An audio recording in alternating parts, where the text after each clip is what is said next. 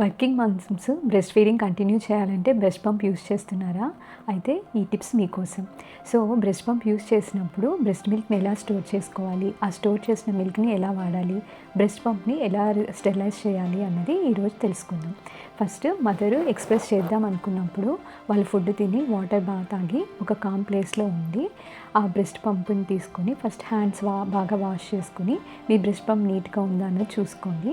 తర్వాత ఒక కామ్ ప్లేస్లో మిల్క్ ఎక్స్ప్రెస్ చేయడానికి ట్రై చేయండి. మీరు మిల్క్ ఎక్స్ప్రెస్ చేసేటప్పుడు వాల్యూమ్ ఎంత వస్తుంది అన్న దాని మీద కాన్సన్ట్రేషన్ ఉండకూడదు. మీరు మ్యూజిక్ అలాంటివి పెట్టుకుని మిల్క్ ఎక్స్ప్రెషన్ చేయొచ్చు.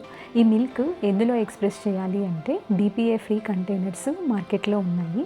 అలాంటి ఫీడింగ్ బాటిల్స్లో అన్నా మీరు ఎక్స్ప్రెస్ చేయొచ్చు, లేదా మిల్క్ స్టోర్ చేసుకునే బ్యాగ్స్ ఇప్పుడు మార్కెట్లో ఉన్నాయి. అలాంటి వాటిలో మిల్క్ని మీరు స్టోర్ చేసుకోవచ్చు. ఇక్కడ మీరు ఎప్పుడైతే ఎక్స్ప్రెస్ చేసి ఆ మిల్క్ని దాంట్లో స్టోర్ చేసేటప్పుడు ఆ డేట్ టైము దాని మీద ఖచ్చితంగా మెన్షన్ చేయాలి. ఇలా ఎక్స్ప్రెస్ చేసిన మిల్క్ని మీరు రిఫ్రిజిరేటర్లో అయితే 4 డేస్లో వాడచ్చు అని చెప్తున్నారు, బట్ మ్యాక్సిమం 1 డేలో వాడడానికి చూడండి.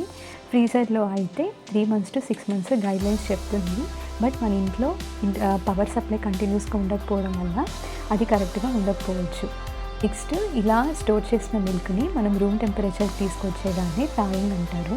ఒకవేళ మీరు మిల్క్ డీప్ ఫ్రీజర్లో పెడితే అది ఫస్ట్ 1 డే నార్మల్ ఫ్రిడ్జ్లో పెట్టాలి.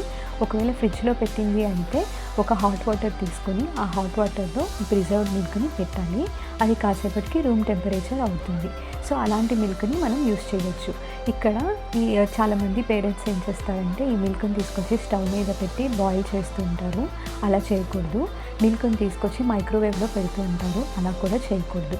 ఇంకా కొంతమంది పేరెంట్స్ ఏం చేస్తారంటే ఈ మిల్క్ ఎక్స్ప్రెస్ చేసిన ఫ్రెష్ మిల్క్ని ఆల్రెడీ ఉన్న స్టోర్డ్ మిల్క్తో కలిపి బేబీకి ఫీడ్ చేయడానికి ట్రై చేస్తుంటారండి. అలా కూడా చేయకూడదు. ఒకసారి థాయింగ్ ప్రాసెస్ అయిపోయిన మిల్క్ని మీరు వెంటనే యూజ్ చేయాలి. అది మళ్ళీ తీసుకొచ్చి ఫ్రిడ్జ్లో పెట్టి ఇంకో రోజు వాడదాము అని చేయకూడదు. ఈ బ్రెస్ట్ పంప్ని ఫ్రీక్వెంట్గా వాడినప్పుడు ఆ బ్రెస్ట్ పంప్ని కూడా మనం నీట్గా వాష్ చేసుకోవాల్సి ఉంటుంది. బ్రెస్ట్ పంప్ ట్యూబింగ్స్ వెట్గా ఉన్నప్పుడు బ్రెస్ట్ పంప్ వాడకూడదు.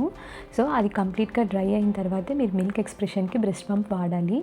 ఏ ట్యూబింగ్స్ అయితే మీకు మిల్క్తో కాంటాక్ట్లోకి వచ్చుంటాయో అవన్నీ నీట్గా వాటర్తో వాష్ చేసి ఒక క్లీన్ క్లాత్ పైన డ్రై చేయాలి. ఇప్పుడు మార్కెట్లో చాలా లిక్విడ్ డిటర్జెంట్స్ కూడా వచ్చాయి బ్రెస్ట్ పంప్ క్లీన్ చేయడానికి. మీరు బ్రెస్ట్ పంప్ యొక్క మ్యానుఫ్యాక్చర్ డీటెయిల్స్ చూసుకుని క్లీన్ చేసుకోండి.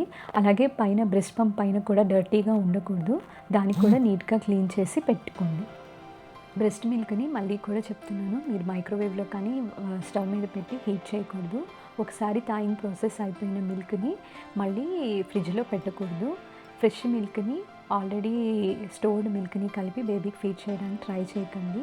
బ్రెస్ట్ పంపు వెట్గా ట్యూబింగ్స్ ఉన్నప్పుడు బ్రెస్ట్ పంప్ ఎక్స్ప్రెషన్ చేసి ఆ మిల్క్ని బేబీకి ఇస్తే ఇన్ఫెక్షన్ వచ్చే ప్రమాదం ఉంటుంది. బ్రెస్ట్ పంప్ని నీట్గా ఎప్పటికప్పుడు క్లీన్ చేసుకోవాలి. ప్రతిసారి క్లీనింగ్ కష్టంగా ఉందంటే ఒక స్టెరిలైజర్ పెట్టుకుని దాంట్లో బ్రెస్ట్ పంప్ పార్ట్స్ అన్నీ డిస్మాంటిల్ చేసి స్టెరిలైజ్ చేసుకోండి. ఈ ప్రిజర్వ్ చేసిన మిల్క్ లోపల ట్యూబింగ్స్ బాటిల్ లోపల ఆ బ్యాగ్ లోపల హ్యాండ్స్ పెట్టి టచ్ చేయకూడదు. సో మీరు సేఫ్గా ఎక్స్ప్రెస్ చేయాలి, స్టోరేజ్ కండిషన్ని మెయింటైన్ చేయాలి. ఇలా చేస్తే బ్రెస్ట్ పంప్ తోటి మీరు హ్యాపీగా బ్రెస్ట్ ఫీడింగ్ కంటిన్యూ చేయొచ్చు.